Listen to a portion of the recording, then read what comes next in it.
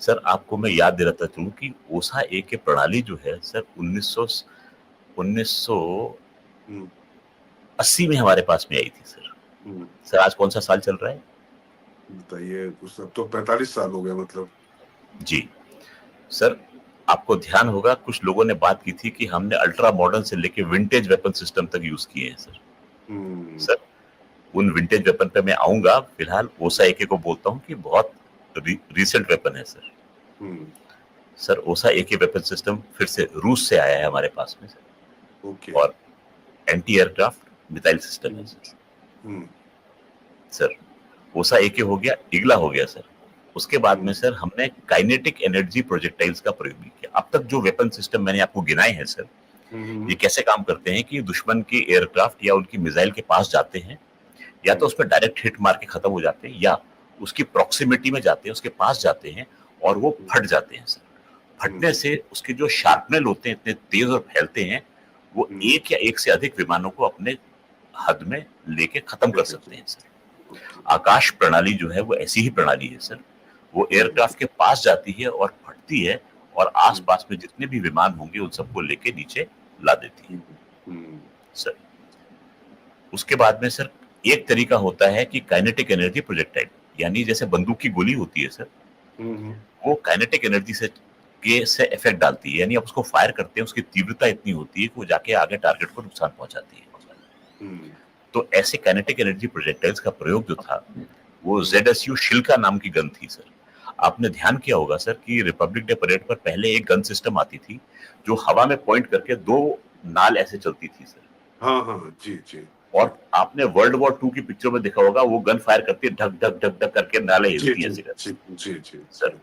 ये मैं उसी प्रणाली की बात कर रहा हूँ। इसका नाम है ZSU 23mm शिल्का। 23 में मतलब 23 मिलीमीटर का डायमीटर होता है गोली का।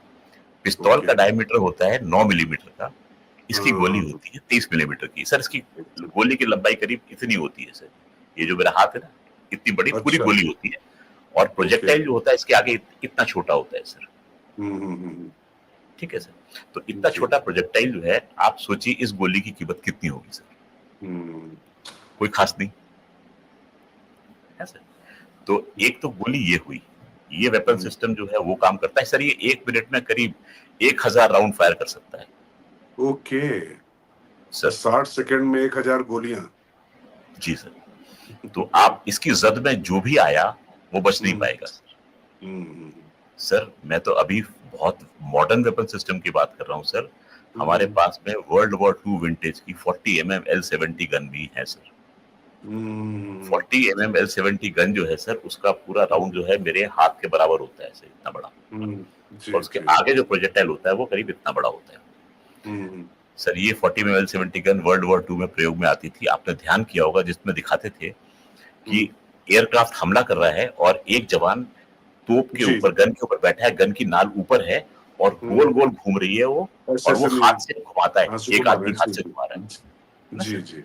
तो ये उस गन की बात कर रहा हूँ सर। ये गन अभी भी भारतीय सेना के पास में है।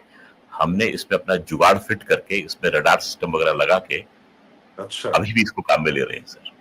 सर ऐसा है सर, मैं थोड़ा सा यहीं पर समझना चाहता हूँ सर। जुगाड़ में तो खैर हिंदुस्तानियों का कोई जवाब नहीं है। हम तो मतलब जो है भैंसा गाड़ी को भी जो है इंजन लगाकर जो जुगाड़ बनाकर वेस्टर्न यूपी में चलाते हैं वो ठीक है, लेकिन क्या आर्मी में इसका होना एसेट है या हमारे पास चीजें नहीं है इसलिए हम उसको इस्तेमाल कर रहे हैं? ये भी थोड़ा बताते चले लोगों को।